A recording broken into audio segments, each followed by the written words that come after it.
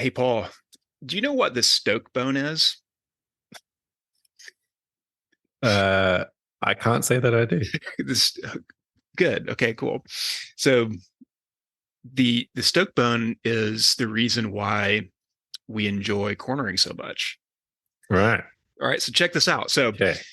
I was hanging out with Gordon Wadsworth, aka Quadsworth, hmm aka the fastest single speeder on the planet. Well, Rad dude, yeah. But anyway, I was trying to. We're talking about cornering, and I was explaining to him what's happening like inside your ear, your inner ear, that creates the enjoyment. So the story is that there's a piece of calcium that floats on this fluid on inside your inner ear, and it tells you like if you're upright, if you're laying down, what where your balance is, right? yeah. And so like there's been a lot of research on that piece of calcium, and they've the smart people discovered that when you have angular acceleration, Yeah. right, when you're pushing against something like you do in a corner, like on a bike or snowboard or skis or whatever, it makes that piece of calcium move in such a way that creates like the dopamine, like that excitement of like, oh my gosh, I'm doing something really cool, right? Yeah. So I was going through this explanation to to Gordon, and he was just like standing there with his arms crossed, like nodding his head, like he'd Uh-huh. heard the whole thing. And I'm like, like he's probably heard this. He's like, yeah, of course, that's a stoke bone. Three, two, one, zero, and liftoff. Welcome to Donuts and Bikes, the mountain biking coaching podcast. Your hosts are Christian and Paul, and we're here to discuss the skills, techniques, and tactics we've used to progress our riders and coaches over the past 20 years to become more skillful and confident, and ultimately have more fun on bikes. So click into a harder gear and get ready to dig deep into some of these skills. Welcome back to the show. Thanks for tuning in. Paul and I are back here on our computer screens, excited to bring you another episode this week. Paul, how are you doing today? Good, buddy. How you doing? And Good. yeah, how's life in North Carolina? We just graduated a bunch of seniors from the university. It was very exciting Nice. and good to see a really talented crew of recreation management students getting ready to go out and do some awesome work in the field. And we've had a slow spring, and we finally have some green on the trees, and it's been raining a bit. So we have incredibly good dirt right now for mountain biking. Oh, So nice. it's been very, very exciting to Brown Pow. brown pow rip around the forest here. So it's been Nice. been fun. How are things in Whistler? Yeah, good, man. Yeah, it's like summer's early. It's like 30 degrees out. Trails are super dry. I went for a ride last night at like eight, just after 8 o'clock. So I was going downhill in almost the dark. Yeah, it's summer's come early for sure. I'm loving it. People are whinging that it's too hot, but they need to shut up. It's great. I'll take the sunny days as much as I can. Yeah, for sure. Yeah, so we're kind of in prime time in North America for mountain bike training for the summer season. All camps and programs getting cranked up. It's exciting to have you back in North Carolina for trainer camp with PMBIA and how all of our USA trainers in DuPont riding bikes, and did a super Yeah. fun ride on Black Mountain in the classic swampy conditions. Yeah. 2.5 hours of solid rain. It's pretty good. Pretty I good. loved it. I love that trail. I haven't been that trail for so long. I can't remember the last time I rode that trail. But yeah, it was so much fun. Just perfect end to the week riding that trail in Pisgah, and just good old social ride. It was good times. Yeah, I think worth noting on that social ride is like the days that more or less week that we spent together, pretty heavy on the training side, and then intentionally taking a day to be social. Yeah. Just to go ride, and remembering how much fun it is and how useful it is to actually just go and connect with people and talk and chat on a long gravel road climb and have a lot of fun on that trail. It's cool. You got to switch off and just and switch from thinking and switch to reacting and just having fun and connecting with each other, connecting with the bikes. Yeah. Yeah, absolutely. What do we got ready for today? Well, I think first let's talk a little bit about our two-part chat about confidence and fear. And then we are going to get into a second conversation about cornering. Lovely. I'm excited about part 2 of 81. always more. I've written 60 of the episodes. I've got a few more to go, but they're in the queue, right? Yeah, as if I had that much time. Yeah. Anyway, I really enjoyed those confidence and fear episodes. They, I just got so much out of it, and I think it's one of those conversations that I think we need to have more. And I think talking about mental skills in mountain bike coaching is such a huge component of what we do as riders and as coaches, and finding ways to talk about those mental skills and how to come up with tools or strategies to manage them. And like everything I do, I feel like when you're teaching someone how to corner better, you end up improving your cornering. And I feel like those conversations about confidence and fear, and even the last couple of rides I've been on, there's just a few things that have just helped me stay a little bit more sharper or positive or more confident. And I don't know that I've really applied anything massively strategic or tactical. It's just sort of been a little bit of osmosis, I think, from just those conversations and how they've helped me reshape my mind or understand the way my mind works. And it's pretty cool. Like I say, you teach cornering to a student, you get better at cornering, and that I already feel some of the benefits of just talking about confidence and talking about how we teach that and deal with that in my own riding. What were some takeaways for you, Christian? I really enjoyed that last panel with the crew in North Carolina. I did too. It was really, really awesome to sit down with Meredith and Shannon and Harlan and just have an honest conversation, at all of our individual levels about how those issues are at work with us all the time as we're both coaching and riding. And also, kind of put it in the perspective of those concepts are, one of many of mental skills that we could potentially be working on, so kind of excited to, keep on unpacking that as we go. But yeah, as you're saying, I think the osmosis part becomes really an important concept, because as soon as I think as we said in that last episode, as soon as we name something, we name a concept, then we can understand it better. We can start understanding it.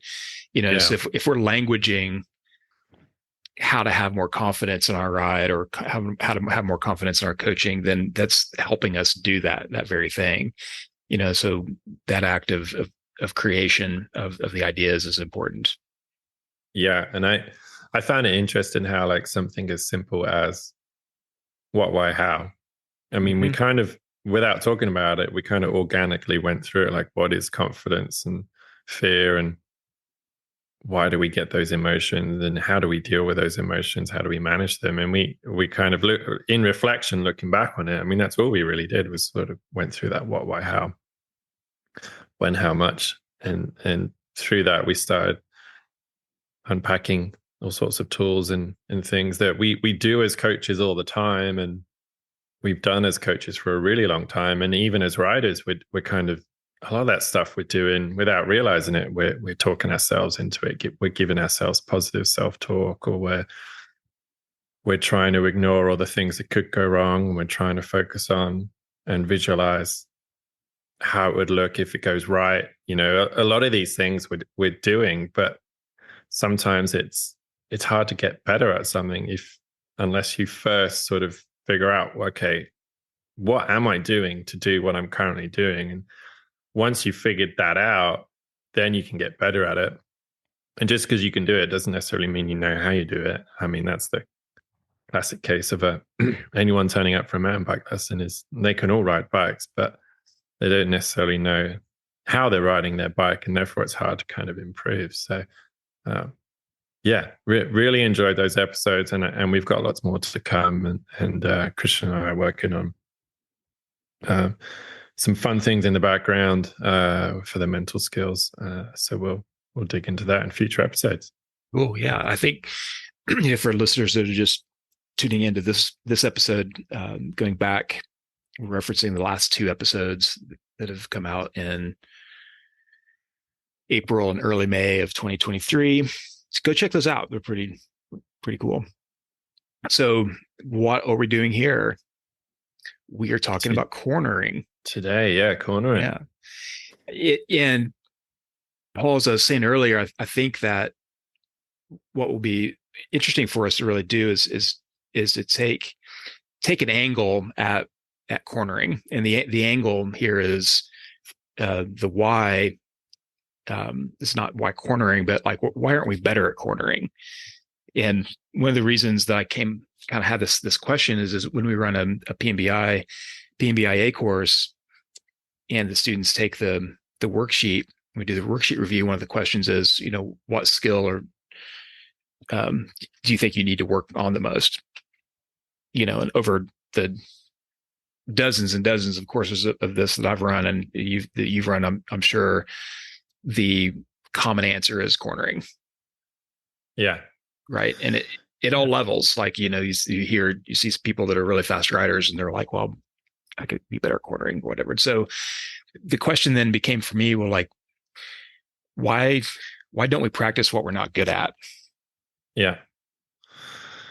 So if I just drop that question onto you right now, Paul, like what's some thoughts that come up? Well, immediately what comes to mind for me is my guitar. Like, I suck at the guitar, but I've sucked at it for 30 years or something. Like I taught myself guitar when I was a kid, and really what I do with the guitar is when I want that kind of chill time, that relaxed time, I sit down and I crank out some tunes that I've been playing for like 25 years, because I can't be bothered to learn new tunes, because I can't be bothered to get the music out and then go through that phase of, oh, this is hard. Oh, that feels awkward. Oh, this sounds rubbish. I kind of just purely want to relax. And so I stay in my comfort zone, because for that half hour or whatever, that's all I want to do. I just want enjoyment. I don't want effort. And I think the same applies to a lot of people when they go ride bikes, is they don't necessarily want to put in that time and effort to feel awkward, or for it to feel rubbish, or to not go on a proper ride, or not hang out with their mates. So that hour window or 2 hour window that they have, they just want to go and enjoy themselves. So I think a lot of it's to do with motivation.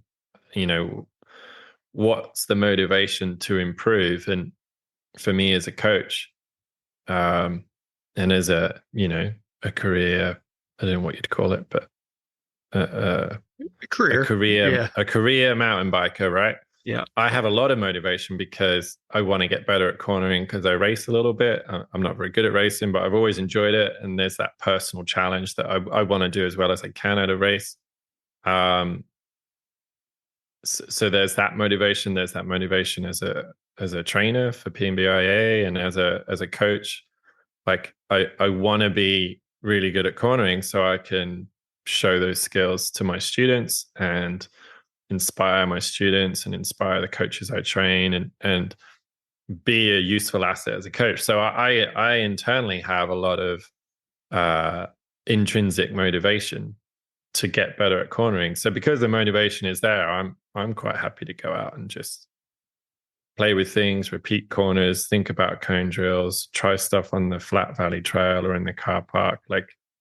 So I think a lot of it boils down to the motivation. And I think for the average rider, it's just digging into that piece is, is how can we take the average rider that doesn't really have that motivation to, whether it's because they're not racing or they're not coaching, like it doesn't really matter if they're 5% faster through a corner or not. So I think that's probably a good place to start, is how can we increase people's motivation to get better at cornering, because it's the raddest thing to do on a bike. And if you can do it really well, you're just gonna, your bike in general is going to improve.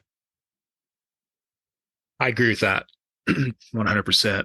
That all of the things that happen in learning to corner well then translate to everything else we do on the trail. And I think the motivation piece is there. You can ride for a lifetime and not have to be good at cornering, like and still get a lot out of your riding. Yeah, you can kind of muddle through it and be okay, but there's a big difference between that kind of intermediate plateau where you get through berms and you get through flat corners, and then that kind of advanced expert stage where you're shredding the corners. Yeah, and I think from a personal riding perspective and from a coaching perspective, thinking about a well-rounded rider is going to enjoy a wider variety of trails more. Oh yeah. So well-rounded meaning that you including corners, jumping, drops, etc. That just opens up way more possibilities. So there, I think therein, like layering that up with motivation, the motivation of being well-rounded, can be helpful. It kind of reminds me too of like something we said on a previous episode where people don't know what they don't know. I think a lot of the time the motivation or lack of motivation comes from that. They don't quite realize just how much better they could be and how much fun that is. Like a lot of riders I work with in the summer and whether it's coaches or just riders or athletes is when you work on their cornering, one of the things that comes out of it, it's not so much like they're trying to corner faster and shred and all this kind of fancy dynamic stuff. One of the things that often comes out of it is they just realize how much more efficient they are, how much less tired they are, because they're in a stronger position. They're not collapsing their legs.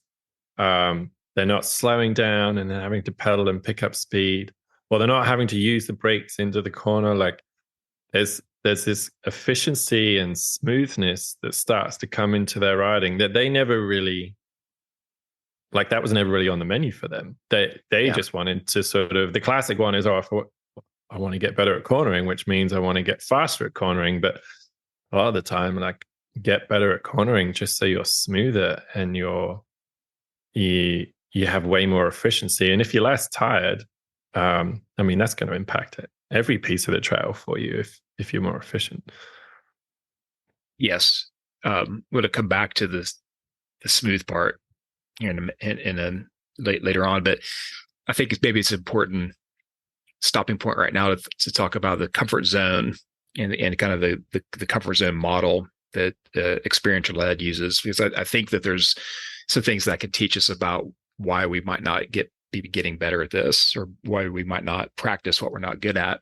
Yeah. Because the idea is that, it's a concentric rings. If you can imagine your comfort zone being in the middle, this is the zone in which you're comfortable doing the things that you're doing. You're riding, to certain, your comfortable speed on a trail and going around corners at a certain speed. There's a concentric zone outside of this called the stretch zone, in which that we get challenged, right? Yeah. I'm going to fast forward though to the zone outside of that one, which is the panic zone, right? And so if you go too far out of your comfort zone, you're in the panic zone, and that starts to trigger fear responses. So classic examples include riding something that's steeper than something you've ridden in the past. It's loose, it's scree filled or whatever, or you're coming very, very fast into a very tight turn.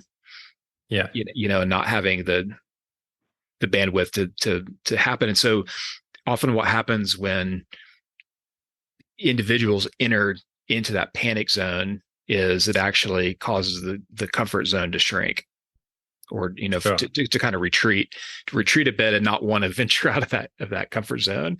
And I think that this is kind of what starts happening why we don't practice what we're not good at, is because we haven't intentionally made purposeful practice happen. Yeah. I feel like you're so comfortable being in that comfort zone that you've forgotten how to stretch it even a little bit. Right. Yeah. I mean, I was thinking I went on not a night ride last night. I went on a late ride last night around 8 o'clock, and I ended up descending a little bit in the sort of that semi-dark. I definitely had a couple of those moments where I was like, oh shit. Because I just couldn't see the trail, or I misread the trail, and it was specifically in the corners. I was on kind of a steeper, looser trail, and just misjudging my line choice or my braking points in the kind of semi-dark. And that for me was a really good example, because that never, generally in the corners, I don't feel that, because I am in control probably too much of the time, you could argue. So that was a good example where I last night, the conditions kind of helped me with a lack of light, but it helped me stretch that comfort zone a little bit, just enough to be like, oh crap, but not so much that like I shut down and panicked, or I shut down and was too scared. It was just enough to kind of excite me. Right. And almost like remind me that, like, on the next ride, loosen up a little bit, like don't be so controlled, maybe go a little faster, because you do have that margin of error. And I think the margin of error is such a key piece to think about. Like, the margin of error, it doesn't need to be massive and it can't be tiny. The margin of error just needs to be kind of medium. And when we're in the comfort zone, your margin of error is pretty huge. And when you're in that kind of panic fear zone, the margin of error is obviously a lot smaller. It's pretty tiny, because you're on the limit at that point. Yep. With your skill set. And so if you do a comfortable stretch, I kind of think of it like if you fill a balloon with water, it stretches, but you can't overfill a balloon. Well, I guess you could, but like you kind of fill a balloon with water and it sort of naturally kind of sags and fills out.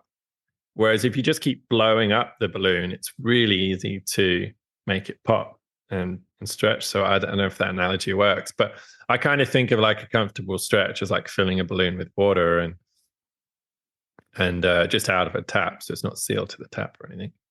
And that just gives the sort of natural stretch and sag, and that's what I look for in that kind of challenge zone, where it's not my comfort zone, it's not my panic zone, it's that kind of challenge zones. And one of the signs I get from that is excitement versus panic. Yeah. Excitement, when you feel excitement and you identify it, again, name it, it's a sign that you're in that zone, you're in that stretch zone. You have opportunity then to make things happen for yourself. Yeah. So like as a reminder of like the blinking light, okay, now, the fight response it's time to perform. Right. Excitement's here. It's time to perform. So loosen up, be intentional with your movements. Yeah. And I think it's a good, like, fight, flight, or freeze. I think that's a nice thing where if it's in the panic zone, you tend to sort of freeze or fight. You kind of lock up or you get super stiff. And with the freezing and with the fight, you might just overreact and do something too much. Whereas for me, the flight, to me, kind of always reminds me of like, I'm going to move quickly, I'm going to react quickly, but I'm not going to lock up and freeze, and I'm not going to overreact. It's sort of that happy medium of like fight, flight, and freeze. I mean, but yeah, those words sometimes connect with me. And I think being excited, being in that stretch zone is, you're in there too, because you often react quite autonomously and reactively, and usually the outcome is positive. It might be a bit sketchy and you might slide out, but usually you come away successful. Whereas in the freeze mode or the fight mode, that's generally when things go wrong. You overcorrect and crash, or you just kind of freeze up and crash. Does that make sense? Yeah, absolutely. Okay. Another piece to this for me, in terms of the comfort zone concept here, is that I think that there are turn shapes that we get comfortable with. Oh yeah, turn shapes. I love it. I love a good chat about turn shapes. It's as a snowboarder, that's all. Skiers do it even more, but as a snowboarder, you're talking about turn shapes. Love it. So I think we can get conditioned into comfortable in a, something that's either on our onside, it's shaped well on our onside, or the shape. We've ridden the shape so much that the shape itself is comfortable for us. And then once we get into something that's outside of that, that radius, or the actual, if it's a closed radius or whatever, then it kind of throws us off. Do you have like a sense of a preferred shape of a turn that you just love, absolutely love hitting? Good question. It depends. The world's most annoying answer. It depends. But it kind of does. It sort of depends on like the pitch, the gradient. It depends on the speed I'm coming in at. Excuse me. But generally speaking, I do like a berm where if I had to pick one, I have to pick my favorite turn. It would be nice, loose inside, drifty terrain into a catch berm, a nice steep, well-groomed catch berm. Those aren't very fast, but they're super fun to do. But they're obviously also not very realistic, because especially on natural trails or outside of bike parks, they're pretty hard to come by. But I really like any turn that gives me confidence to push. And what I mean by the word push is either literally push, like push the bike, press it down, pump, or push my speed. So any corner that allows me to carry speed into it and be confident that I'm going to have the grip, that's really what I look for. Any corner I'm coming up to, the question is grip. What's the grip going to be like? What's the support going to be like? And then my decisions are based on, support and grip. And if the support and grip's high, it's going to be a good time. I'm going to have fun. But yeah, inside drifty to a catch berm, kind of, inside foot out motocross style. Very could fun. Could do those all day. Yeah, I think from the catch perspective, thinking about like a late apex, where the forces are building, as you go through, and we have a lot of those at our park here. And one of our new trails is just loaded with those, and they're small, like they're kind of smaller versions of that. I also quite like taking those sort of shorter, sharper radiuses. So it's probably a smaller radius, smaller size turn. And trying to round them out. That's a really cool feeling. If you can take a smaller radius turn and try and get up high or open up the entry and almost make it feel like a medium radius turn or a large radius turn, like that's a really cool feeling. If you can kind of make a short turn feel bigger and carry speed like it's a bigger turn, that's a really cool feeling. I love that. Yeah, I think that's a cool note to focus on for a second, is that as coaches, we can get away from this idea of like there's one way to corner, like there's like we've talked about off and on as being prescriptive about how to do something. There's a lot of different ways to get to carry speed through a corner or to be effective and have a lot of grip in a corner, and that's one of them. For sure. Absolutely. And I that's definitely my pet peeve with coaching is either students or riders coming in asking sort of how do I corner, and expecting there to be sort of a 2-3 step progression to cornering. for every corner.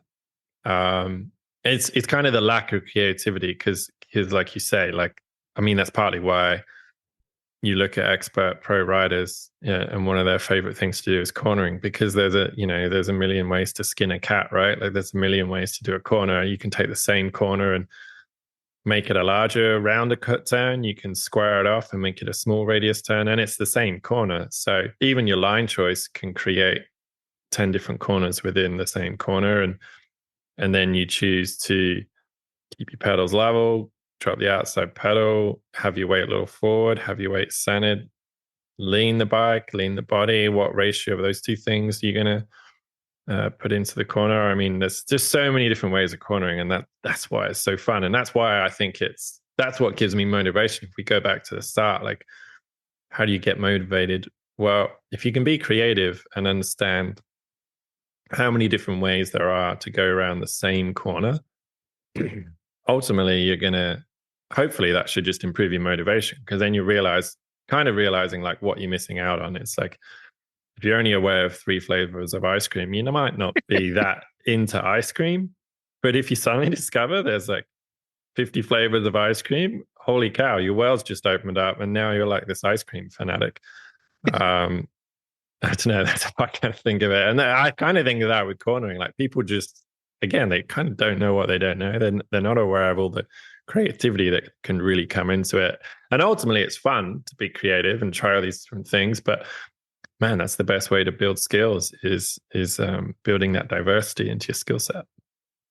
Yeah. And I think, from a coaching perspective, one of the ways to encourage that motivation is to get your students to follow somebody that's really, really creative in corners, just so they can see it, maybe slow the speed down.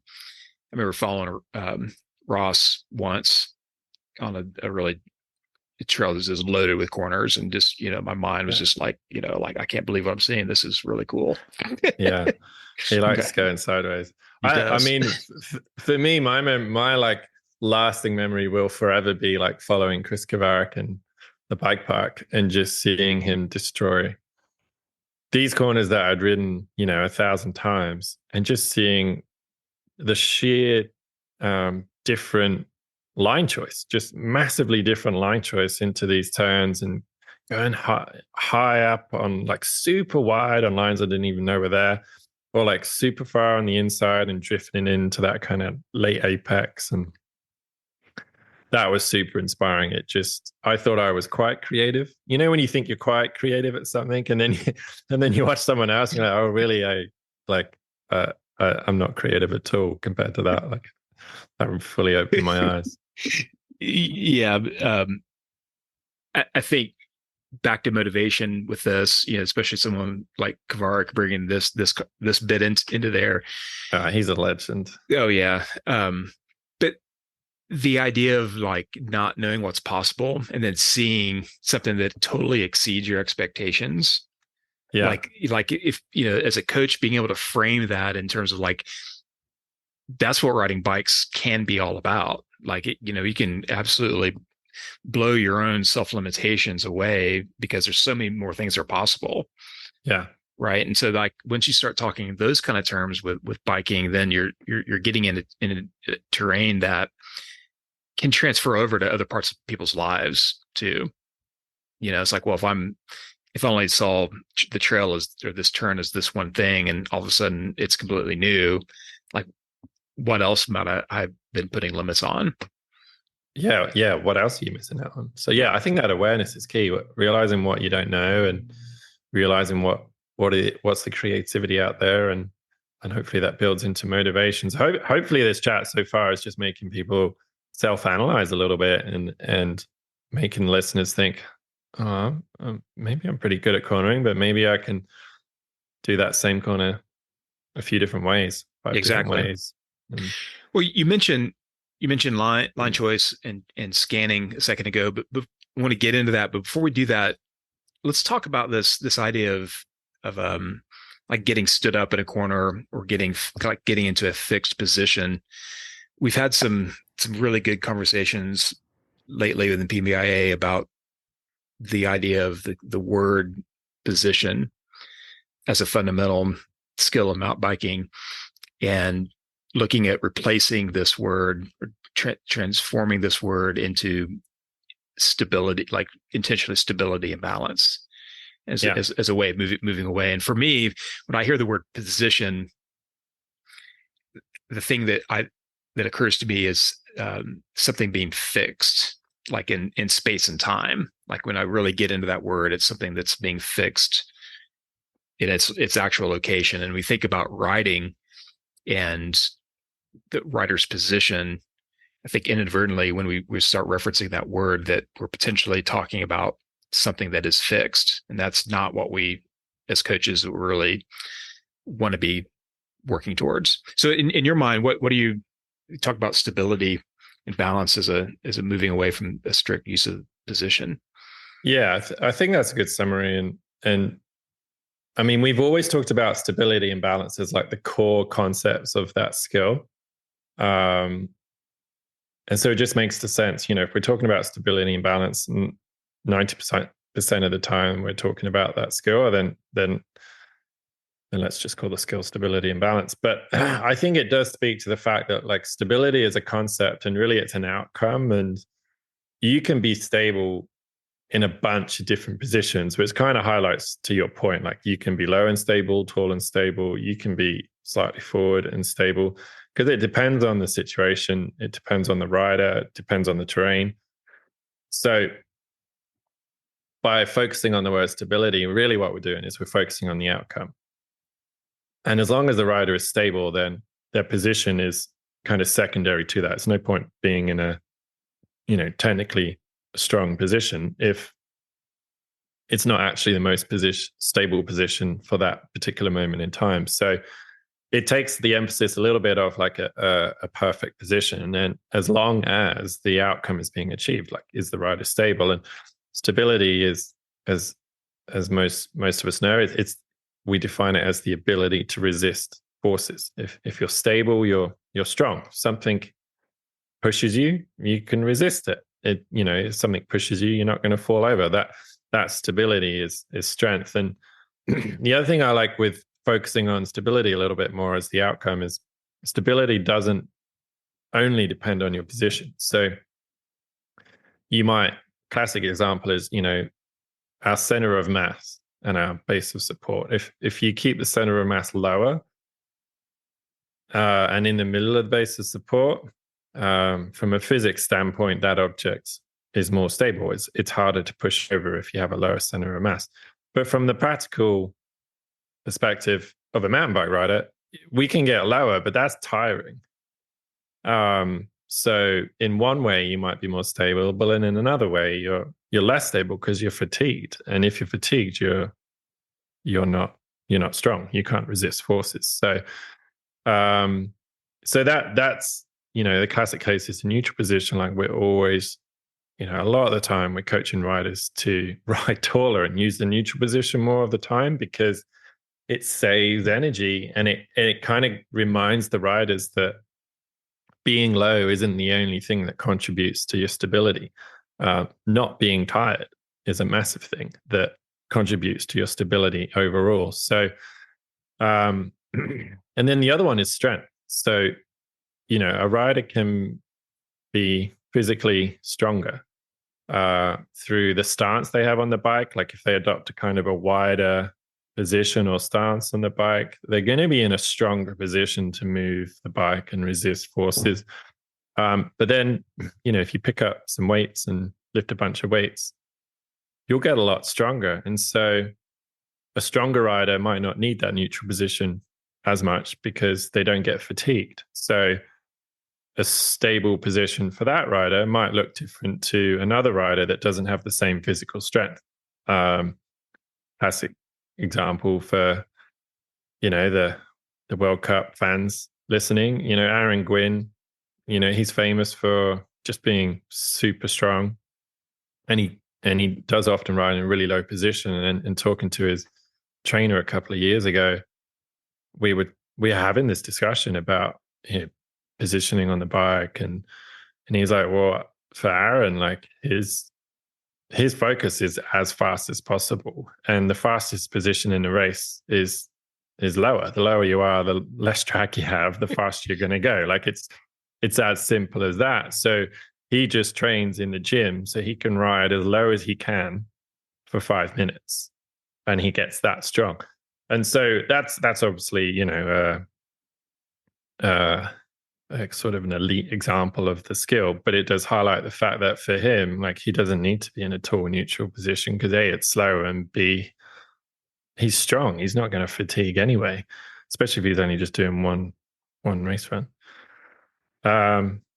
So it's a nice way to sort of look at cornering is one of the big things, one of the big goals you want through any corner is, do I feel strong? Do I feel stable? Because if you're strong, you can do stuff. You can push the bike, you can lean the bike, you can pump it, steer it, do whatever you need.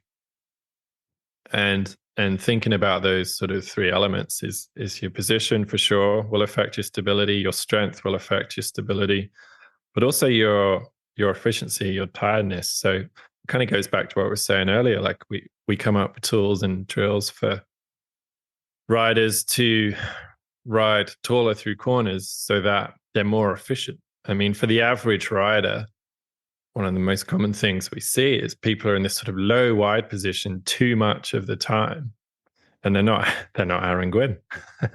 Right. Well, that, and they're riding like 3 hours because they're riding in the bike park for 2-3 hours or a full day. Or, if they're not in the bike park, they're going on a 2-3 hour trail ride, whatever it is. So in that situation, a different rider, a different context, efficiency plays a much bigger role. So there's no point being low and wide through every corner, and if you don't really need that range of movement, because you're just going to get tired. And if you're tired, you're not stable.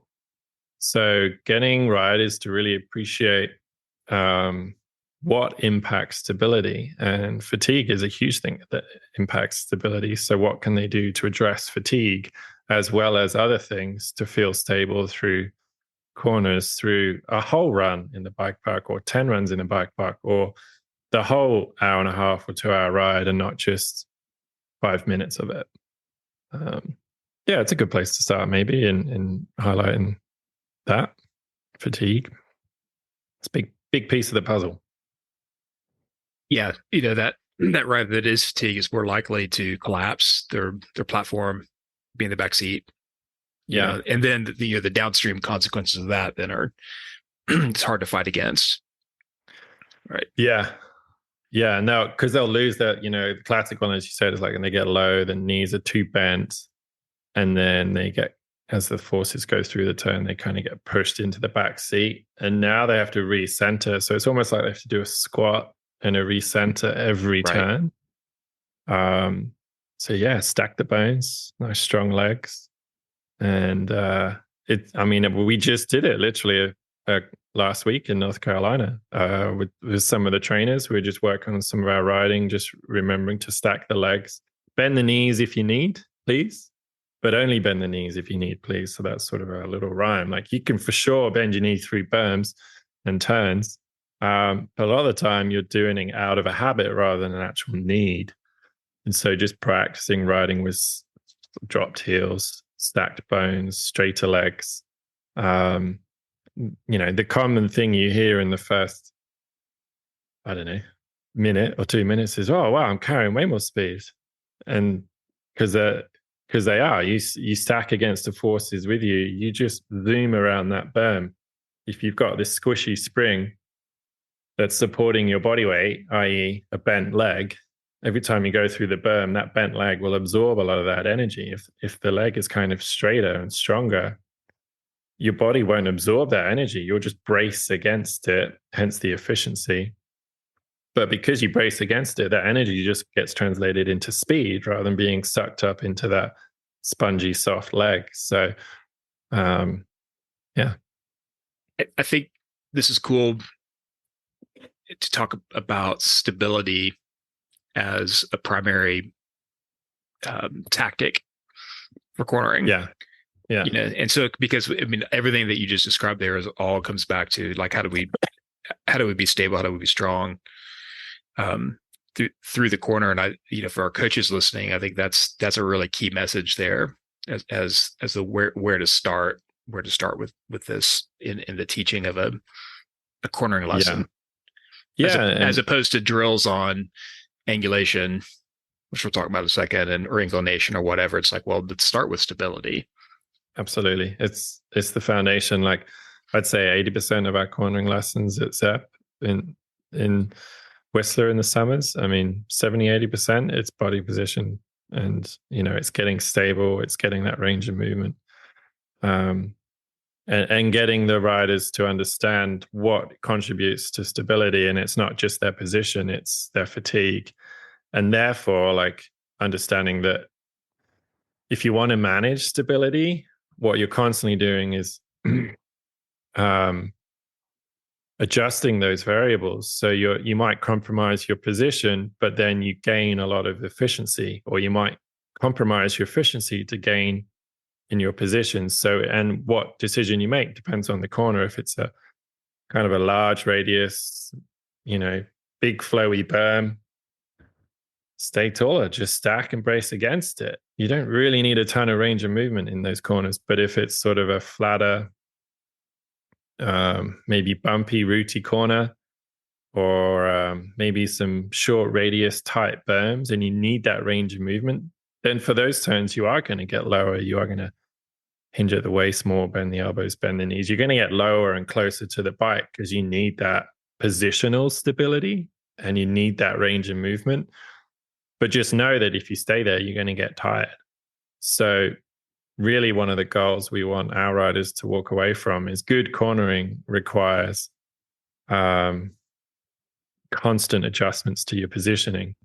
You should be tall, you should be medium, you should be short. You're constantly adjusting your vertical position to balance out the stability with the position, but then stability with fatigue. So if you take a picture of 15, 20 corners, they should, generally speaking, unless it's exactly the same corner every time, which is very unlikely, it's not going to happen. In those 15, 20 pictures, most of those pictures, there should be a slightly different position. Because again, the focus isn't on a fixed position. It's focused on this outcome that we're looking for is stability, this strength. Cool. The other side of that stability coin is balance. And the balance is associated with movements. So range of movement. Something that we spent some time digging into at Trainer Camp this year was the relationship between steering and angulation. And this for me was a really kind of an eye-opening kind of concept where I've thought about angulation, from its its use in range of movement, to create grip on flatter turns. But I really hadn't started putting together that idea of the initiation, or even the relationship between angling the bike more than the body and the act of steering as well, and consciously putting those two things together as almost two dials of the same movement. Right? There's the steering dial and the angulation dial. Do you want to talk us through maybe the drill that we did with this? Yeah, sure. Like I started playing with this a few years ago, and the main motivation behind it was teaching angulation, teaching that tipping of the bike underneath the rider, so they have a bit more control and balance and adjustment through the turns. And so essentially learning how to separate from the bike. They can tip the bike and move the bike from side to side underneath them separately from the body. So this kind of core idea of separation to lean the bike. And I've seen so many coaches try and teach us over the years where they often, and you can see it in the students will actually start to counterbalance instead of angulate. So the bike stays in a straight line, they tip it to the right. And because they're not steering or allowing the bike to steer, allowing the handlebars to turn, if you tip the bike to right, well, you have to move your kind of body to the left, and you have to kind of counterbalance. Otherwise, you obviously just fall over. So people start doing these kind of awkward side to side bike movements thinking that they're like quote unquote, leaning the bike or angulating. But there's a subtle difference. And biomechanically, it's quite similar, but the outcome is very different. The bike isn't turning. It's not weaving left to right. It's literally tracking in a straight line.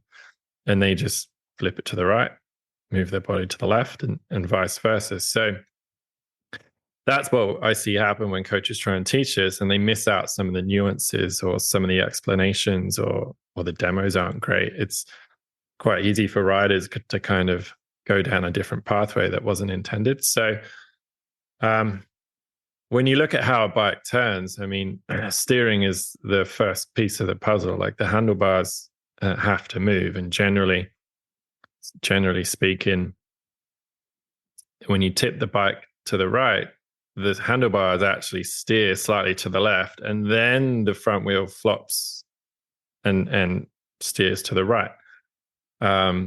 So I basically was just thinking that to teach angulation properly, you have to be promoting this steering. And I also made a distinction between tipping the bike or leaning the bike underneath you versus allowing the bike to lean.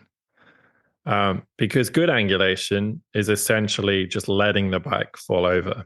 I don't have to physically tip it most of the time. Sometimes you do. You have to kind of be more proactive with those movements, and you have to kind of drop the bike underneath you. But a lot of the time, the steering will kind of make the tipping happen. So long story short, set up some cones and just ask riders to weave the bike in between the cones left to right, paying attention to the fact that when they're weaving the bike left to right, they need to obviously just let the handlebars turn left to right as they're weaving the bike. Excuse me. So we warm up with that. Then after a while, we'll just say, hey, do you notice what's happening to the leaning of the bike as you weave between the cones and you steer left to right? And they'll say, oh yeah, look, the bike's kind of just tipping as I steer left and right. So then the next step, the second step is, well, let's do it again. Let's just steer left and right, weave between the cones. But this time I want you to allow the bike to lean a little more. So let the size of your turns be a little bit bigger, and maybe spread out the cones if you need, and do the same thing again, but slightly bigger turns, and just allow the bike to lean a little bit more, and just keep your body fairly stacked over the bike. Don't worry too much about your body at this point. Just be in a nice stable position. And that's where they start to realize that actually they're angulating, they're separating, they're letting the bike move underneath them. And we're avoiding this kind of awkward counterbalancing where they're not steering the bike and they're just tracking in a straight line the whole time. So basically, we're using steering as a way to initiate the angulation and a way for them to understand that these two pieces are connected. And conversely, if you go down the road of purely just teaching quote unquote angulation and leaning the bike, and you don't talk about steering, then you can't really blame your students when they only lean the bike and they don't turn the handlebars, and it looks kind of awkward because you've just told them to do that one thing and they've done that one thing and it doesn't look like how you want it to, but then that's not necessarily their fault. So I guess that's it in a nutshell. It's just using steering as a way to kind of introduce what angulation is, and it's just letting the bike lean into the turn. And how do you do that? A slightly lower position and some good range of movement, some nice relaxed muscle tension, so that as the bike steers, the bike will be allowed to lean underneath you. And I guess the third one is the classic, saddle or seat on the inner thigh. If you can just take that same drill, repeat it a little bit more, rounder turns, slightly bigger turns, just so they can allow the bike to lean a little bit more. And as long as the grip's good, there's no gravel or sort of wet grass or something. If the grip's good, they'll gradually get a point where they'll allow the bike to keep leaning, and the seat will then touch their kind of inside leg, kind of on the inside of the thigh there. But that's it. I mean, it's when you talk about it, it's super simple. I mean, do some weaving between some cones and pay attention to how the steering helps the bike lean. But it's a fantastic way, and we found it to be a much more successful way of introducing angulation than just purely talking about tipping the bike. And then for the good riders that are nailing it, you can bring in some extra range of movement. All right, well, now allow the bike to lean, but now see if you can add a little bit of lean yourself. And once they've got that dialed, then we can bring in the higher level direction control skills like rotation, and because obviously rotation will help the rider lean the bike even further because it gives them that room to lean the bike further. That's the other thing I'll quickly say with coaches is they'll just teach them this stuff in the wrong order. They'll try and teach rotation before angulation, and rotation doesn't really have any effect unless there's much angulation anyway. And rotation is the hardest skill, and bike body separation, letting the bike weave and lean underneath you, that's more of a fundamental, that's a foundational cornering biomechanical skill. So generally in the sort of hierarchy of skills, it's typically a lot more effective to introduce this separation, this leaning of the bike before any kind of rotational skills. So don't run before you can walk, and don't make your students run before you can walk. Exactly. And I think this is a good place to also talk about when practicing the steering and angulation, really slowing the speed down, in the corner to really, so you could really highlight the movements, and ensure that, once we've taken this to an actual corner and out of the parking lot with the cones or whatever, that, we're actually focusing in on the movements. Yeah. With this, of the act of letting the bike tip. Yeah. And that's a great reminder of the speed. Like a lot of drills will always have an ideal speed, intensity, and terrain. I think of it like sit. Every drill or demo has a speed, intensity, or terrain. And this one, like if you go too fast, they'll be in that panic mode. They won't want to allow the bike to tip. If you go too slow, there's not enough physics happening.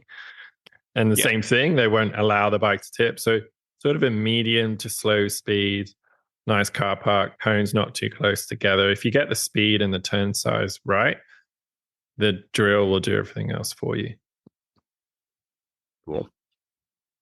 Let's segue into trail scanning the turns. Cool. And scanning. And for what we've talked about with stability and this angulation drill, I think are incredibly valuable starting points. And something that's, I think, highly prized and makes a big difference for our kind of upper beginner, maybe low intermediate riders that we're working with is using trail scanning effectively for corners.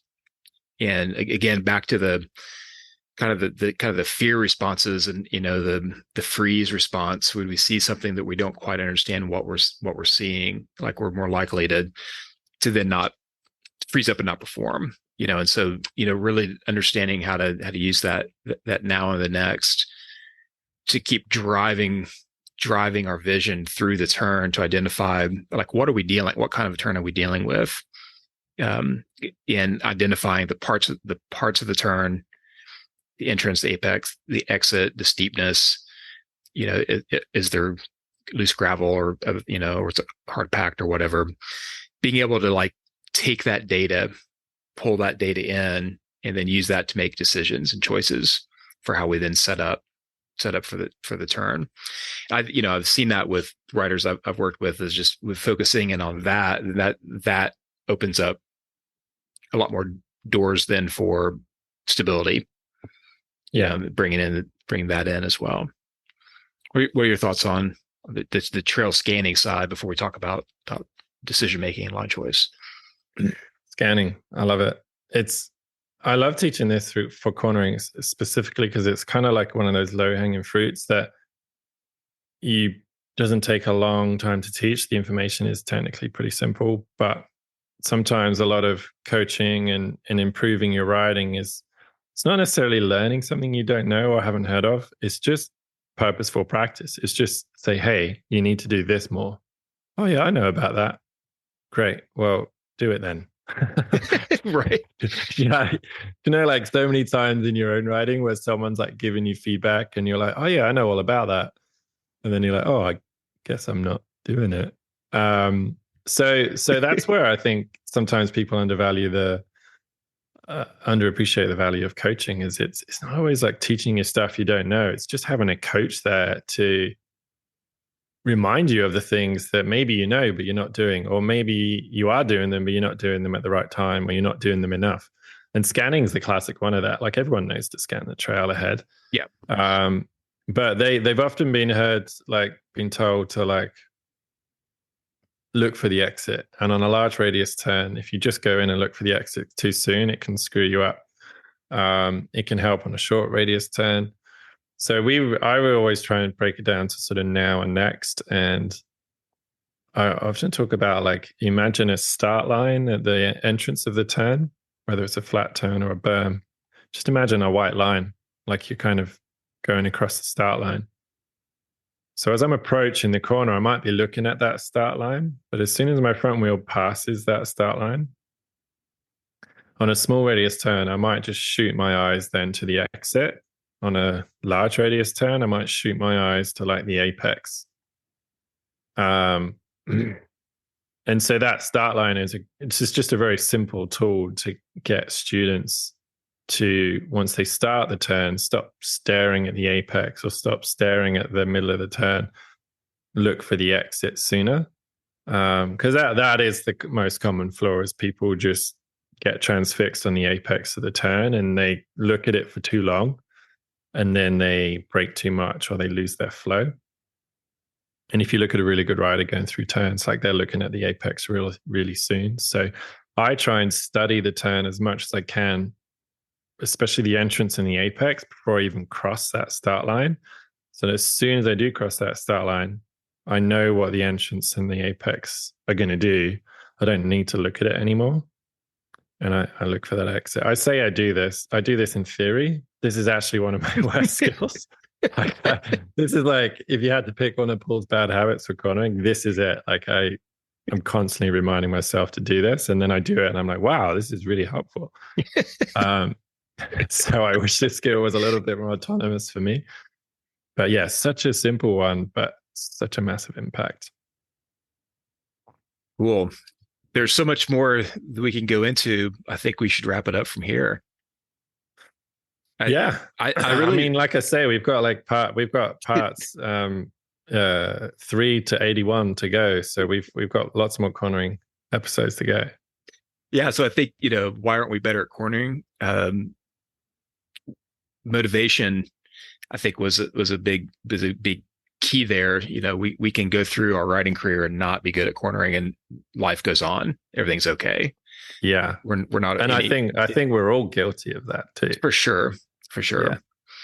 But if we want to be well-rounded, be intentional about it, then consciously making some effort to try some things, is well worth the while, for sure. Yeah, it's like digging into trying to be creative and trying to figure out, okay, what is it that I don't know about cornering, or what is it that I don't realize that I'm not doing, or what is it I could be doing in my cornering, trying to just increase the options list. Watch some Chris Kovarik. Yes. Or go try to follow him. Yeah, definitely go. Google Chris Kovarik, Whistler Bike Park. Watch him destroy every turn. Yeah, and then go do that. Exactly. Carefully. Go do that carefully. Donuts. Oh, do I have a donut? Do you have a donut? I failed. I failed this week. I had a place. That's good. I failed this by twice. Maybe we have to have 3 strikes donut rule. But the donut place I was going to is closed. So that should be illegal. There should be a law against that, I feel. I do have a donut. It's an apple cinnamon fritter that I had the other day from Fresh Street Market. in Whistler. But this one was different because it had like oats on the top and something else. I don't know what it was. But this is a good, maybe this is a good reminder for all the listeners to not eat a giant donut when you're not very hungry and then go ride half an hour later. Because then that afternoon I went to ride Kill Me Thrill Me and I felt sick the entire ride. And on the way back, I don't think I've ever ridden back from Wedgwood so slowly. Like I just felt so rough the whole afternoon. So I might have to go on a bit of a donut detox because I hadn't had one in a while. And we were out at lunch and Shannon went to get a drink and I was like, oh, can you just grab me something like a little snack, something sweet? And I thought she might just get a cookie or whatever.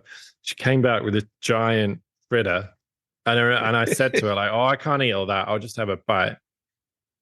And wow, you know what happened. Obviously, that's not so it was just so fresh and soft. And it was, I think they had just made it. So it was like so nice. And I ate the whole thing and I immediately regretted it.